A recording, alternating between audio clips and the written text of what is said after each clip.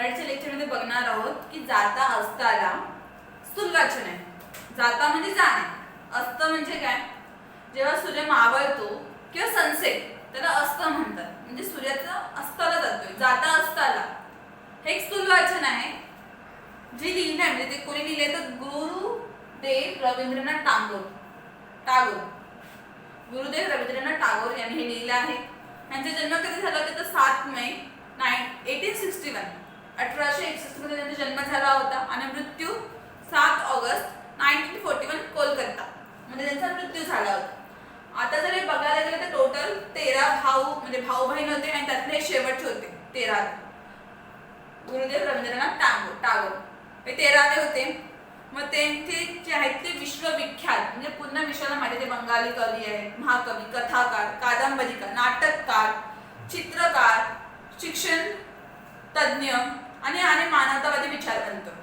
पण एवढे सगळे असून त्यांना कधी शाळेत जायला आवडायचं नाही. ते शाळेत कधी म्हणजे त्यांच्या वडिलांनी त्यांना लंडनमध्ये पाठवलं होतं बॅरिस्टरची पदवी घ्यायला लॉ मध्ये. तर तिथे गेले आणि त्याने मध्ये शिक्षण सोडून टाकलं आणि तिकडचे जे नॉवेल्स होते ते त्यांनी त्यांचं अध्ययन करणं, त्याचा अभ्यास करायला त्यांनी सुरुवात केली. ते शाळेत सुद्धा कधी गेले नाही, ते त्यांच्या भावंडांकडून अध्ययन करून गेले, त्यांच्याकडून ते शिकून घ्यायचे. आणि त्यांनी तर वयाच्या केवळ 12व्या किंवा 10व्या वर्षी त्यांनी पुस्तक लिहिलं आणि ते प्रकाशित सुद्धा त्यांनी केलं होतं. परत ते स्वतंत्र भारताचे राष्ट्रगान लिहिले आहे आणि हे असे की 2 देशांचं राष्ट्रगान लिहिले. पहिले तर भारताचं राष्ट्रगान जनगण मन आणि बांगलादेशचं राष्ट्रगान की आमर सुनार बांगला, हे 2 देशाचे राष्ट्रगान आहे. हे रवींद्रनाथ टागोर यांनी लिहिले आहे. टागोर गुरुदेव की नाम म्हणजे ते गुरुदेव या नावाने सुद्धा ते प्रसिद्ध आहेत. तसंच त्यांनी लिहिलेले म्हणजे जे आहेत जागतिक कीर्तीचे नोबेल पुरस्कार, त्यांना नोबेल पुरस्कार मिळाला आहे. आशियातील पहिले विजेते आहेत ते. त्यांचे लेखक म्हणजे त्यांनी लेखन केले ते अनेक भाषांमध्ये आहे, अनुवादित झालेले आहे. त्यांनी मूळ बंगालीमध्ये लिहायचे पण त्यांचे जे भाषांतर होतं ते खूप सारे लोकांनी अनुवादित केलं लँग्वेजमध्ये, जसं त्यांना जमेल तसं. शांतिनिकेतन आणि विश्वभारती त्यांनी स्थापन केलेल्या शैक्षणिक संस्था, सांस्कृतिक संस्था, जगभरात त्यांनी कीर्ती मिळवलेल्या संस्थांनी. रवींद्र संगीत ही त्यांनी भारतीय संगीताला दिलेली एक मौल्यवान भेट आहे. रवींद्र संगीत त्यांची कवी कहायली, सध्या संगीत, प्रभात संगीत, जीवन स्मृती, छलेबेला, नोबेल पुरस्कार विजेता गीतांजली म्हणजे जो गीतांजली ग्रंथ लिहिलेला त्याला नोबेल पुरस्कार मिळाला. काव्य संग्रह यासारखे, विसर्जन, नौकाडुबी, गोरा, चतुर्रंग आणि कादंबऱ्या, वनफुल, शेषव संगीत ही खंडकाव्य, राजा, डाकघर इत्यादी नाटके त्यांनी लिहिलेली आहेत. आणि भारतीय नाटक कला या म्हणजे ते कथा हे सगळ्यांना एक वेगळाच वळण त्यांनी दिलं. तर ती प्रस्तुत बंगाली जी कविता आहे त्या कवितेमध्ये मराठी स्वेल रूपांतर जे केले ते श्यामल कुलकर्णी यांनी केले. म्हणजे जी ही कविता आहे ही साईड ही कोणी लिहिली तर वन साईड जी कविता आहे ही लिहिली गुरुदेव रवींद्रनाथ टागोर यांनी आणि तिचं मराठी लँग्वेज मध्ये जे रूपांतर आहे म्हणजे अनुवाद आहे ते केलं आहे श्यामला कुलकर्णी यांनी. म्हणजे ही मूळ जी कविता आहे ती लिहिली आहे गुरुदेव रवींद्रनाथ टागोर यांनी लिहिली आहे आणि त्यांचं जे मराठी भाषेमध्ये ते अनुवादन आहे ते केलं आहे श्यामला कुलकर्णी यांनी. तर प्रस्तुत कवितेमध्ये त्या 2 गोष्टींचे सहारे म्हणजे सूर्य आणि पणती या 2 गोष्टींचे सहारे ते अगदी छोट्या जीवातही जगाला काहीतरी देण्याची आणि सुंदर करण्याची क्षमता असते हे त्यांनी पटवून त्यांनी प्रयत्न केला आहे. तर पहिला आपण गुरुदेव रवींद्रनाथ टागोर आहेत त्यांची कविता वाचू. बंगालीमध्ये लिहिली होती त्यांनी ती. कैले में मोर कार्य कही संध्या रवि, सुनाया जगत रहे निरुत्तर, माटी प्रतिभ छिले, छे कहिल स्वामी आमर हे टकू करिता आभी. ही त्यांनी जी लिहिलेली कविता ती बंगालीमध्ये आहे आणि त्याचे भाषांतर आहे जाता असताना हे श्यामला कुलकर्णी यांनी केलं आहे. त्यांनी लिहिलंय, जाता असताना सूर्याचे डोळे पाणावले, जाईन मी जर या विश्वाचे होईल कसे भले. म्हणजे काय, सूर्य आहे तो आपल्या प्रखर तेजाने संपूर्ण पृथ्वीला प्रकाशित करतो. संपूर्ण पृथ्वीला जो प्रकाश येतो तो सूर्यच येतो आणि स्वतःच्या तेजाने तो सगळ्यांना प्रकाशित करतो. सूर्योदयापासून म्हणजे जेव्हा सूर्योदय होतो, सूर्य येतो, सनराइज त्यापासून तर ते सनसेट पर्यंत, सूर्योदयापासून ते सूर्यास्तापर्यंत तो त्याचं काम निरंतर करत असतो. आणि या पृथ्वीला एक म्हणजे प्रकाश द्यायचं काम करत असतो. प्रकाशमय करण्याची जबाबदारी सूर्याची असते पृथ्वीला. म्हणजे सूर्याला पृथ्वीवर प्रत्येक जीवाची काळजी असते, कारण सूर्याशी सगळ्यांचे जीवन निगडित आहे त्याच्यासोबतच. आणि तो म्हणतोय की जर मी अस्ताला गेलो, म्हणजे जाता अस्ताला सूर्याचे, म्हणजे आपण अस्ताला जाणार, मी मावळणार किंवा मी म्हणजे सूर्य जेव्हा अस्ताला जाणार त्याच्यानंतर काय होणार, तर संपूर्ण पृथ्वी ती अंधारामय होईल, सगळीकडे अंधार म्हणजे प्रसरणार. मग अशा वेळी माझ्या नंतर या पृथ्वीची काळजी तरी कोण घेणार किंवा तिला प्रकाश कोण देणार, या भीतीने त्याचे डोळे पाणावले, म्हणजे त्याच्या डोळ्यात पाणी आलंय की जर मी अस्ताला गेलो, जर मी मावळलो, तर माझ्या मागे माझ्या नंतर या पृथ्वीला प्रकाश कोण देणार, तिला सांभाळणार कोण माझ्यासारखं, तिचं संरक्षण कोण करणार. या चिंतेमुळे त्यांचे डोळे पाणावले सूर्याचे आणि त्याच्या डोळ्यात पाणी आलंय. पृथ्वीच्या काळजीपोटी जाणीन मी जर या विश्वाचे होईल कैसे भले, आणि जर तो अस्त झाला त्याचा, तर हे विश्व आहे, पृथ्वी आहे, तिचं भले कसे होईल, तिला प्रकाश कोण देईल. आणि म्हणजे तिचं ते एक काळ असतो, आपला सायकल फिरते, ती सायकल तरी कशी फिरेल, जर मी अस्ताला गेलो तर म्हणजे माझ्या मागे पृथ्वीला प्रकाश किंवा संरक्षण कोण देईल. ह्या चिंतेमुळेच तो एकदम त्याचे डोळे पाणावले की माझ्यानंतर या विश्वाचे कसे भले होईल. पुढे तो बोलतो की अंधारामध्ये बुडून जाईल लगेच सारी धरा. धरा म्हणजे पृथ्वी. म्हणजे काय, तर सूर्य जो असतो तो आपल्या प्रखर तेजाने पूर्ण पृथ्वीला प्रकाशमय करतो आणि तो एकटाच म्हणजे जेवढं शक्य होईल तेवढं त्याचं तेजस एवढं की तो पृथ्वी पुन्हा प्रकाशमय करतो. जर तो अस्ताला गेला, जर तो मावळला, तर अंधारामध्ये बुडून जाईल लगेच सारी धरा. म्हणजे जर तो सूर्याचा अस्त झाला, सनसेट झाला, तर लगेच ही पृथ्वी ती कशी होईल, अंधारामध्ये बुडून जाईल. म्हणजे सगळीकडे फक्त अंधार अंधार, लगेच बुडून जाईल सारी धरा. कोणी वाचवा या पृथ्वीला, करा हो त्वरा. त्वरा म्हणजे लगेच. तो काय बोलतोय, लोकांना म्हणजे आव्हान करतोय की जर मी मावळलो, जर मी अस्ताला गेलो, तर कोणीतरी लगेच या, लगेच म्हणजे लगेच मदत करा आणि या पृथ्वीला वाचवा या अंधारातून, आणि कोणतरी प्रकाश द्या. म्हणजे तो मी गेल्याच्या नंतर त्यांच्या मागे कोणतरी उत्तराधिकारी हवाय त्याला. म्हणजे सूर्य अस्ताला गेला तर त्याच्यानंतर त्याची जबाबदारी घेणारा किंवा त्याचं कार्य करणारा कोणतरी त्याला हवा आहे. म्हणून तो बोलवतोय की मी केल्यानंतर कोणतरी या, त्या पृथ्वीला प्रकाश तिचं रक्षण करा. म्हणून तो लगेच सर्वांना त्वरा त्वरा करून बोलवतो आहे. तर पहिल्या 4 लाईन नंतर 4 लाईन आपण केल्या. परत एकदा बघू की रवींद्रनाथ टागोरला त्यांना काय म्हणायचं होतं. तर ते 2 वस्तूंचे सहारे म्हणजे पंथी आणि सूर्य. ओके, जाता असताना तर ते काय म्हणतात, जाता असताना सूर्याचे डोळे पाणावले, जाईन मी जर या विश्वाचे होईल कसे भले. आपण रिकॅप करतो एकदा परत की सूर्य जो आपल्या पृथ्वीला प्रकाश देतो स्वतःच्या तेजाने, स्वतः जळ धरून पृथ्वीला प्रकाशमय ठेवतो, आणि सूर्यासारखा जो प्रकाश तो इतर कोणतीही गोष्ट देऊ शकत नाही.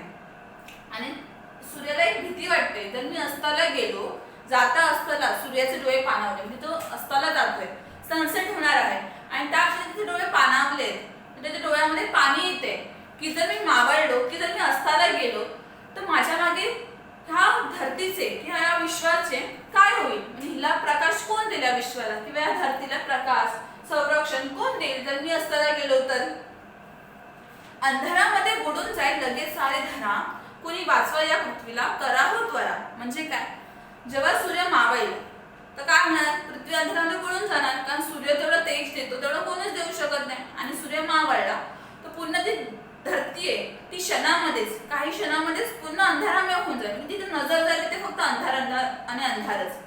म्हणून तो बोलतो की जर मी मावळलो तर माझ्या मागे माझं कार्य करणारा कोणतरी हवा, उत्तराधिकारी. म्हणजे सूर्य जेव्हा जाईल तर त्याचं काम करायला कोणतरी दुसरा हवा त्याच्या जागी. आणि तो बोलतो की कोणतरी या, लगेच या, माझी म्हणजे पृथ्वीची मदत करा. जर मी गेलो तर कोणतरी स्वतः पुढाकार घ्या की मी म्हणजे तो पृथ्वीला प्रकाशमय करेल किंवा तिला उजळून टाकेल. म्हणून तो बोलवतोय पृथ्वीची मदत करायला, तिला प्रकाशमय करण्यासाठी. मग त्याने पुढे लिहिलं आहे, कुणी न उठती येना पुढती पुन्हाच ना शाश्वती. शाश्वती म्हणजे विश्वास, इकडे बघत हळूची पंथी पुढती. कुणी न उठती म्हणजे कोणी स्वतःहून उठत नाहीये, पुढाकार घेत नाहीये. कुणी न उठती येणं पुढती, पुढे पण येत नाहीये. कुणास ना शाश्वती आणि कोणाचा एवढा विश्वास पण आहे स्वतःवर. इकडे तिकडे बघत हळूची पंथी पुढे, तरी पण इकडे तिकडे बघत हळूच एक छोटीशी पंथी पुढे येते. म्हणजे काय, जेवढा सूर्यप्रकाश देतो तेवढं दुसरा कोणी देऊ शकत नाही. या भीतीने किंवा म्हणजे थोडस भीती वाटते त्यांना की जेवढा सूर्यप्रकाश देतो धरतीला तो एकटाच पृथ्वीला पूर्ण प्रकाशमय करून टाकतो. अशी दुसरी कुठलीही गोष्ट नाही की ती पृथ्वीला प्रकाशमय करेल. आणि त्या भीतीमुळे जे इतर गोष्टी आहेत त्या घाबरत आहेत आणि त्या स्वतः पुढे येत नाहीयेत. कुणींना उठती येणं पुढती का, कुणाचा शाश्वती, कोणाचाही स्वतःवरती विश्वास नाहीये की आम्ही पृथ्वीला सूर्यासारखा प्रकाश देऊ. आणि या भीतीने आणि या अविश्वासामुळे कोणतीही व्यक्ती म्हणजे कोणतीही गोष्ट पुढे येत नाहीये पृथ्वीला प्रकाशमय करायला. तरी अशा गोष्टीमध्ये, तरी पण अशा वातावरणामध्ये काय की तेवढ्यात हळूहळू एक पंथी धाडस करते स्वतःमध्ये, एक हिंमत जागृत करते आणि इकडे तिकडे बघत हळूच पुढे येते आणि म्हणजे पृथ्वीला प्रकाशमय करायची एक जबाबदारी घेते. पण पंथीचा प्रकाश म्हणजे केवढा, म्हणजे जर आपण पंथी हातात घेतली तर फक्त 10 पावले आपल्याला प्रकाश दिसेल, एवढा पंथीचा प्रकाश. तरी पण ती साहस करून स्वतःवरती विश्वास ठेवून पुढे येते की जर सूर्य गेला तर त्याची जबाबदारी मी घेईन, मी पृथ्वीला प्रकाशमय करेन. ती सूर्याचा उत्तराधिकारी बनण्याचं ठरविते. ओके, ती धाडस दाखवते स्वतःच.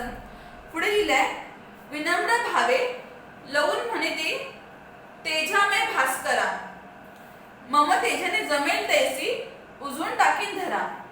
मग ती विनम्र भावना आहे. म्हणजे काय, सूर्याचा आकार केवढा मोठा आणि पंथी एवढीशी, ती पण मातीची असते लहान. मग ती म्हणते की सूर्याचा आकार खूप मोठा आहे आणि तो जेवढं तेज देतो तो अप्रमच आहे, खूपच आहे. पण ती तेवढं तेज देऊ शकत नाही हे तिलाही माहिती आहे. म्हणून ती विनम्र भावनाने म्हणते सूर्याला की तेजामय भास्करा, म्हणजे तेजामय प्रकाश, म्हणजे तो सगळ्यांना तो तेज देतो की जो प्रकाश देतो. भास्कर म्हणजे सूर्य. हे सूर्य की मी तुझ्या एवढा प्रकाश देऊ शकत नाही कारण मी लहान आहे, खूप छोटी असते पंथी. आणि जर पंथी हातात घेतलं तरी म्हणते की 10 पावलं आपल्याला दिसतं, थोडासा प्रकाश का होईना पण होतो. ती म्हणते की मी तुझ्या एवढा प्रकाश देऊ शकत नाही धरतीला, पण जेवढं माझ्याने होईल तेवढा प्रकाश देण्याचा मी नक्की प्रयत्न करेन. काय, मम तेजाने जमेल तसे, म्हणजे माझ्या तेजाने जमेल तसे ओझून टाकीन धरा. ओझून म्हणजे प्रकाश जो आहे तो भरून टाकीन मी पृथ्वीमध्ये. आता सूर्य गेला तर सगळीकडे अंधार होतो, परंतु आपण पंथी लावली तर थोडा का होईना आपल्याला 10 पावले उजेड मिळतो. आणि पंथीमध्ये एवढी सामर्थ्य तरी आहेच की ती अंधाराला भेदू शकते किंवा छेदू शकते. अंधारावर थोडाफार प्रकाश का होईना आपल्याला पंथी देऊ शकते. त्याच्यामुळे ती म्हणते की जसे कैसे का, म्हणजे मम तेजाने, माझ्या तेजाने मला जसे जमेल तसे मी पृथ्वीला ओझळून टाकीन. परत 8 लाईनचा रिकॅप बघू. हा, कुणी न उठती येणं पुढती, कुणाचा शाश्वती, इकडे तिकडे बघती हळूची पंथी आहे पुढती. म्हणजे काय, सूर्याचा प्रकाश खूप जास्त आहे आणि हे इतरांना सुद्धा माहिती की जे सूर्य कार्य करू शकतो ते कोणीही करू शकत नाही. या म्हणजे स्वतःवरती असलेला अविश्वास किंवा स्वतःमध्ये धाडस नाही, हिंमत नाही, या गोष्टीमुळे कोणीही सूर्यास्ताला गेल्यानंतर त्याची जबाबदारी घ्यायला तयार नाहीये आणि कोणी स्वतः स्वमध्ये पुढे येत नाहीये. कोणी न येती, कोणी न उठती, म्हणजे कोणी स्वतः उठत नाहीये पुढे यायला. कोणी न उठती येणं पुढती, कोणी उठून स्वतः पुढे येत नाहीये. कुणास ना शाश्वती, आणि कोणाचाही स्वतःवरती एवढा विश्वास नाही की सूर्य अस्ताला गेला तर आम्ही आमच्या प्रकाशाने की माझ्या प्रकाशाने पृथ्वीला उजळून टाकेल. म्हणजे कोणामध्ये शाश्वती म्हणजे विश्वासही नाहीये. तरी सुद्धा धाडस करून कोण पुढे येते, इकडे तिकडे बघून पंथी, इकडे तिकडे बघती हळूच ही पंथी आहे पुढे, म्हणजे इकडे तिकडे बघून हळूच पंथी थोडंसं धाडस दाखवून पुढे येते की तिच्या तेजाने सगळं विश्व उजळून टाकेल. आणि पंथी असते की एवढीशी आकाराने लहान, तरी पण त्या पंथीला माहिती आहे की ती आकाराने लहान आणि सूर्य किती आकाराने मोठा आहे आणि त्याच हिशोबाने तो सूर्यप्रकाश होतो धरतीला. म्हणून ती विनम्र भावे लवून म्हणते, विनम्र भावनेने सूर्याला म्हणते की हे तेजामय भास्करा, तू प्रचंड मोठा आहे, तू त्याच प्रकारे धरतीला तेजामय देतो, त्या प्रखर तेज धरतीला देतोस. किंतु मी तर खूप लहान आहे, म्हणून काय, मम तेजाने जमेल तसे, माझ्या तेजाने मला जमेल तसे मी पृथ्वीला उजळून टाकेन. म्हणजे पंथीमध्ये एवढं सामर्थ्य नाहीये की ती सूर्यासारखा आपल्याला प्रकाश देईल, किंतु तिच्यामध्ये एवढं सामर्थ्य नक्कीच आहे की ती अंधाराला छेदू शकेल. म्हणजे आपण जर अंधारामध्ये पंथी लावली तर आपल्याला 10 पावले तरी प्रकाश देऊ शकेल, एवढं तिचे सामर्थ्य आहे.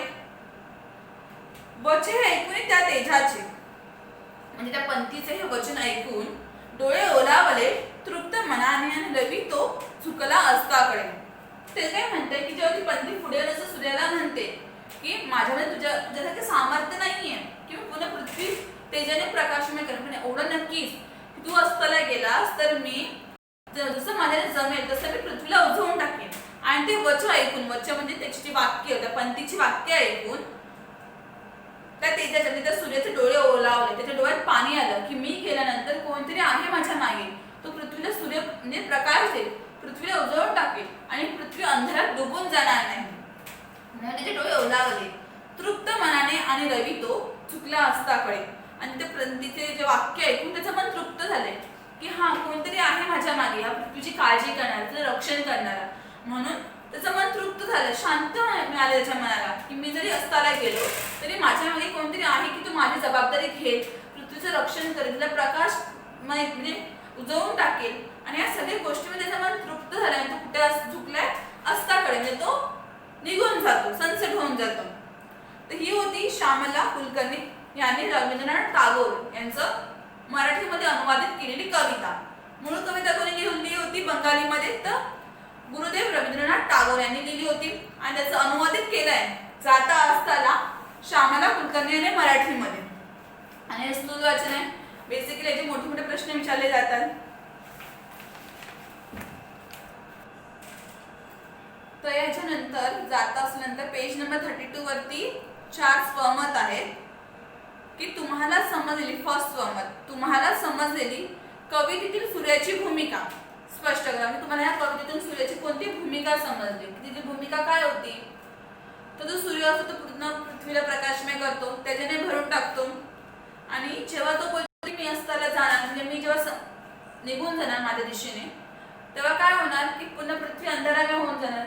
आणि सूर्याचं काय काम असतं, तर सूर्योदयापासून ते सूर्यास्तापर्यंत पृथ्वीला पुन्हा प्रकाशमय करून टाकतो, सगळ्यांना प्रकाश देतो. आणि जर तो अस्ताला गेला तर पृथ्वीला प्रकाश कोण देणार, तिचं संरक्षण कोण करणार. आणि तो गेल्यानंतर या पृथ्वीवरचे जीव आहेत त्यांचं जीवन कसं व्यतीत करतील ते लोक, या सगळ्या काळजीमुळे तो म्हणजे त्याच्या डोळ्यात पाणी येत आहे की मी गेल्यानंतर माझी जबाबदारी करायला कोणच नाही, माझ्या मागे कोणच नाही माझा उत्तराधिकारी. की जर मी गेलो तर कोण का होईना माझं काम करेल, याची त्याला भीती वाटते की मी गेलो तर पृथ्वीला कोण प्रकाश देईल. आणि तो म्हणजे भीतीने त्याच्या डोळ्यात पाणी उभं राहतात. तर तो काय होतो की पृथ्वीला अंधारापासून वाचवण्यासाठी कोणीतरी पुढे यावे आणि कोणीतरी पृथ्वीचे भले करावे, अशी त्याची इच्छा आहे की जर तो अस्ताला गेला तर कोणतरी दुसरा कोणतरी पुढे यावे आणि त्या पृथ्वीला प्रकाशमय करून टाकावे, अशी त्याची खूप इच्छा आहे. आणि तो बोलतो की की मी अस्ताला गेल्यानंतर कोणतरी माझे कार्य करावे, या सुंदर विश्वाला प्रकाशमय करावे असं त्याला वाटतंय. तर यातून आपल्याला एक कळतं की जसं एक पिता आपल्या कन्येची भलाई म्हणजे तिचे चांगल्या याच्यात विचार करतो, म्हणजे पिता जो सुद्धा आपल्या मुलांबद्दल नेहमी चांगलाच विचार करतो, त्याला आपल्या मुलांचे भले व्हावे असंच वाटते. तसेच जो सूर्य आहे तो सुद्धा पृथ्वीबद्दल खूप काळजी घेतोय, एका आपल्या मुलाप्रमाणेच तिचा म्हणजे तिचा विचार करतो की मी गेलो तर तिचं कसं होईल. तर यावरून आपल्याला काय समजतं, एका पिताच्या भूमिकेप्रमाणे म्हणजे एका पिताप्रमाणे पृथ्वीची काळजी घेतोय हे.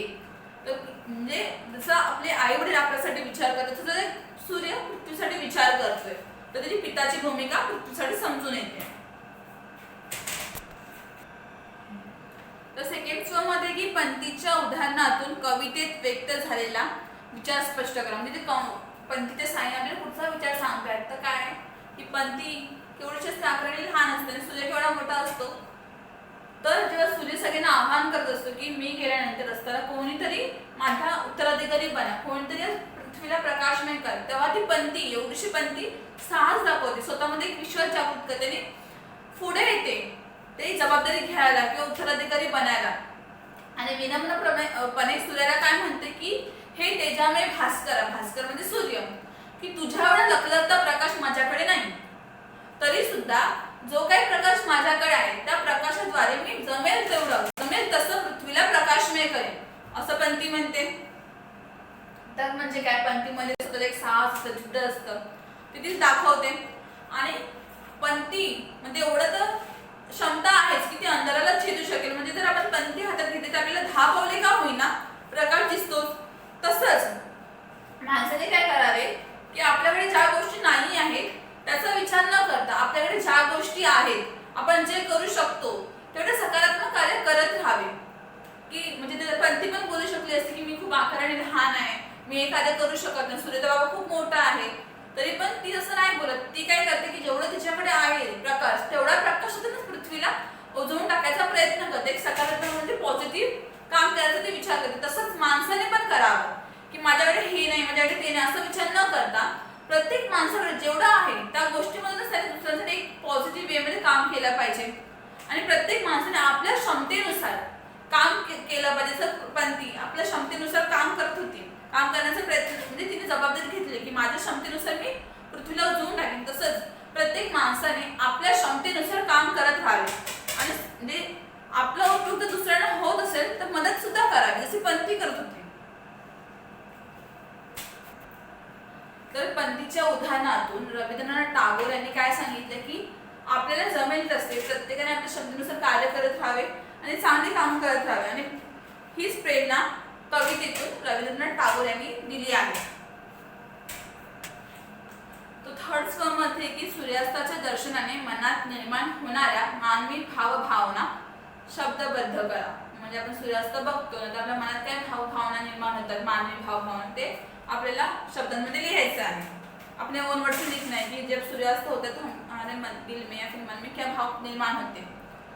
तो जो सूर्यास्त असतो तो वेगवेगळ्या ठिकाणांमध्ये, वाळवंटाचा सूर्यास्त वेगळा, समुद्र किनाऱ्यावरती सूर्यास्त वेगळा आणि पहाडावरचा सूर्यास्त वेगळा. आणि प्रत्येक सूर्यास्तामध्ये एक वेगळीच निसर्गिक सौंदर्य असते, वेगळेच भाव असतात आणि एक वेगळीच कल्पना त्याच्यामध्ये दडलेली असते, लपलेली असते. त्या वाळवंटाच्या ठिकाणी काय होतं, जेव्हा सूर्यास्त होतो त्या वाळूचा विस्तीर्ण पसरलेला असा पूर्ण तो अथांग भूप्रदेश असतो, खूप थंड भूप्रदेश असतो वाळूचा, आणि तिथे सूर्याची किरणे पडत असतात. आणि सकाळपासून संध्याकाळी सूर्याची किरणे पडतात तर ती वाळू तप्त झालेली असते. आणि जेव्हा सूर्य अस्ताला जातो तेव्हा काय होतं, ती जी वाळू असते मऊसर, ती वाळू थंड व्हायला सुरुवात होते आणि थंड थंड वाऱ्याच्या झुळूक म्हणजे वाऱ्याच्या लहरी व्हायला सुरुवात होतात. त्याच्यामुळे काय होतं, तिकडचे जे प्राणी जीवन आहे किंवा पक्षी जीवन आहे त्यांना शीतल वातावरणाचा एक झुळूक अनुभवता येतो आणि तिकडचे जे प्राणी जीवन पक्षी सुखावून जातात. पावसाचा थंड स्पर्श, वाऱ्याची थंड झुळूक यामुळे मानवी जीवन सुद्धा जे मन असतं ते सुखावून जातं, सुवर्णमय होतं. तसंच संध्या म्हणजे बीचवरती समुद्र किनारच्या ठिकाणी काय होतं, जेव्हा सूर्य अस्ताला जातो तेव्हा कसं वाटतं की सूर्य आणि समुद्र एकमेकांमध्ये मिसळून जातात आणि त्या सूर्याच्या किरणामुळे ते मोती जे असतात ते चमकणारे असतात, वेगळी शाईन मारतात मोती. म्हणजे काय, जेव्हा सूर्य समुद्राच्या ठिकाणी अस्ताला जातो विलोभनीय म्हणजे एकमेकांमध्ये जेव्हा मिसळून जातात तेव्हा असं होतं की हळूहळू समुद्र जो आहे तो सागराच्या कुशीमध्ये सामावून घेतो एक स्वतःला, म्हणजे त्याच्यामध्ये तो मिसळून जातोय आणि सागर मिसळून जातोय म्हणजे मोती सुद्धा ते चमकदार होत आहेत, शाईन मारतात मोती सूर्याच्या किरणाप्रमाणेच. आणि सुंदर रंगीत प्रवाह आणि आनंद जीव निर्माण होतं समुद्रामध्ये. आणि लाटासोबत हलकाचा खाद हे त्याच्यावर जेव्हा सागरात सामावतो तेव्हा, म्हणजे तो जेव्हा सूर्य सागरात समावतो तेव्हा असं तिकडचं त्याने वर्णन केलंय की असं वर्णन होतं, म्हणजे जेव्हा समुद्रात सूर्य मिसळतो तेव्हा त्याच्या प्रकाशामुळे ते मोती ते शाईन मध्ये असताना सांगितलं की जे जीवन आहे ते खुश होतं, आनंद मिळतो त्यांना. नेक्स्ट आहे लास्ट स्वमत आहे की कवितेतील सूर्य आणि पंथी या प्रतीकाच्या तुम्हाला समजलेला अर्थ सविस्तर लिहा. म्हणजे सूर्य आणि पंथी हे जे प्रतिकारक होते त्याचा आपल्याला काय अर्थ समजला तो आपल्याला लिहायचा आहे. तर सूर्य एकदम गोल तेजावर आणि प्रचंड मोठा असतो तो, आणि तो काय करतो की सूर्योदयापासून सूर्यास्तापर्यंत पृथ्वीला प्रकाश दिसतो, त्याच्यामुळे करत असतो. पण त्याला सुद्धा चिंता वाटते की जर मी अस्ताला गेलो तर माझ्या मागे पृथ्वीला संरक्षण कोण देणार, तिची काळजी कोण घेणार, जशी मी काळजी घेतोय, आणि तिला प्रकाशमय कोण करणार. यामुळे ते डोळे पाणावलेत आणि तो सगळ्यांना आव्हान देतो, म्हणजे सगळ्यांना विनवणी करतोय. म्हणजे काय, तो इतरांना विनवणी करतो. आपल्याला काय समजतं की माणूस कितीही मोठा असला तरी सुद्धा जेव्हा आपल्याला इतरांची गरज लागते तेव्हा आपल्याला विनम्र व्हावंच लागतं, आपल्याला विनंती गरज नव्हती, पण त्याला गरज होती आणि म्हणून तो विनवणी करत होता की मी गेल्यानंतर पृथ्वीची म्हणजे काय अजून समजतं की जसं आपले आई वडील आपल्याला जपतात, आपल्या मुलांची काळजी घेतात, तसंच जो सूर्य तो पण पृथ्वीला जपत होते का पिताप्रमाणे. तसंच जर मी गेलो, सूर्य म्हणतोय की जर मी असताना गेलो तर माझ्या मागे पृथ्वीला संरक्षण किंवा सूर्यप्रकाश कोण म्हणजे प्रकाश कोण देणार. त्यामुळे तो म्हणजे त्याला तो मदत मागतो इतरांची आणि मदत मागताना तो विनवणी करतोय, विनंती करतो की जर मी नसता लागलो तर कोणतरी या, माझी जबाबदारी घ्या, माझा उत्तराधिकारी बना. यातून आपल्याला कळतं की माणूस किती मोठा असला तरी जेव्हा एखाद्या माणसाला गरज लागते तर आपण विनम्र भावाने, अहंकार किंवा स्वतःचं सामर्थ्य न दाखवता विनंती केलीच पाहिजे. जसे सूर्याने केली, त्याने स्वतःचं सामर्थ्य किंवा अहंकार दाखवत बसला नाही, तो विनम्र भावनेने विनंती करत होता फक्त. हे सूर्याचं. आणि पंथी जेव्हा सूर्यप्रकाश विनंती करतो की कोणतरी या पुढे, तर कोणीही येत नसतं पुढे, कारण त्याचं सामर्थ्याने म्हणजे तो प्रकाश, तो ज्या प्रकारे तो प्रकाश येतो त्या प्रकारे कोणीही प्रकाश देऊ शकत नाही. एवढ्या लोकांना इतरांचा विश्वास होता की आम्ही सूर्याप्रमाणे प्रकाश देऊ शकत नाही, त्याच्यामुळे कोणीही पुढे येत नव्हतं. तरी पण ती पंथी, एवढीशी पंथी स्वतःचं सामर्थ्य दाखवून आणि स्वतःवरती विश्वास ठेवून पुढे येते आणि ह्याला काय म्हणते, सूर्याला विनम्रपणे की हे तेजामे भास्करा, तू जेवढा प्रकाश पृथ्वीला देतो तेवढा प्रकाश देणे मला काही शक्य नाही, तरी सुद्धा जसे मला जमेल तसे म्हणजे जेवढा मला प्रकाश देता येईल पृथ्वीला तसा मी पृथ्वीला प्रकाश देईन आणि तिला प्रकाशमय ठेवण्याचं आणि ह्या पृथ्वीला उजळून टाकण्याचं कार्य मी करेन जेव्हा तू असताना जाशील तेव्हा. तर आपल्याला पंथीच्या उदाहरणातून काय कळतं की आपल्याकडे एखादी गोष्ट नसेल तर आपण असं नाही की ते केलंच नाही पाहिजे. जेवढं आपल्याकडे वस्तू आहे किंवा जेवढं आपल्याकडे उपलब्ध ज्या गोष्टी, त्या गोष्टीमधून आपण काही सकारात्मक करू शकतो तर ते केलं पाहिजे. आपल्या जीवनामध्ये जेवढा आपल्या क्षमतेनुसार, आता सूर्याची क्षमता खूप जास्त आहे प्रकाश देण्याची, पण पंथीची खूप कमी आहे. म्हणजे ती 10 पावले प्रकाश येते आपल्याला, तरी सुद्धा ती तिचं कार्य करते. तसंच आपल्याला सुद्धा आपल्या क्षमतेनुसार चांगली कार्य करत राहायला पाहिजे. त्याच्यामुळे म्हणजे आपले जीवन सुद्धा सकारात्मकपणे पॉझिटिव्ह वे मध्ये आपण जीवन जगू. तर ह्या दोन जे विचार होते ते हे जे अर्थ आहेत आपल्याला, हे जे विचार आहेत दोन, ते आपल्याला या सूर्य आणि पंथी या दोन गोष्टींद्वारे, प्रतीकाद्वारे रवींद्रनाथ टागोर यांनी आपल्याला समजवण्याचा प्रयत्न केलाय. आणि नेक्स्ट आहे सूर्य आणि पंथी यांच्यातील संवाद. त्यांच्यातील जो म्हणजे काय झालं बोललेच ते स्वतःच्या कल्पनेने घ्या. तुम्हाला कल्पना करायची की सूर्य आणि पंथी एकमेकांसोबत काय बोलतील ते तुम्हाला लिहायचं, जास्त नाही. सूर्यपंथी सूर्यपंथी सूर्यपंथी सूर्यपंथी सूर्यपंथी. हा 5 वेळा सूर्याचे डायलॉग आहेत आणि 5 वेळा पंथीचे डायलॉग आहेत. तर तुम्ही कल्पना करा की सूर्य आणि पंथीमध्ये काय संवाद होईल, की ते काय बोललेले एकमेकांना त्यांच्यातील, ते तुम्ही स्वतःहून लिहायचं आहे. आणि पहिले 4 जे मी बोलली ते सुद्धा तुम्ही स्वतःच्या भाषेमध्ये म्हणजे स्वतःला जसं समजेल लिहिता येईल तसं लिहिण्याचा प्रयत्न करा, ओन वर्ड्स मध्ये तुमच्या.